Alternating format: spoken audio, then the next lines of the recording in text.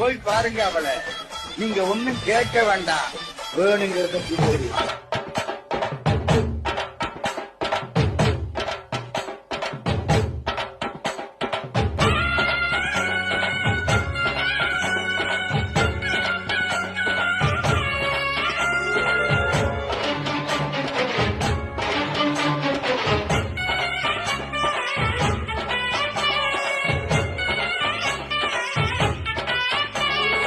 ஏழைக்கும் பாழைக்கும் இன்றைக்கும் என்றைக்கும் காவல் நிற்கும் மாறி கருமாறி, வாழ்வுக்கும் தாழ்வுக்கும் நானுண்டு பாரென்று சாட்சி சொல்லும் தேவி அலங்காரி.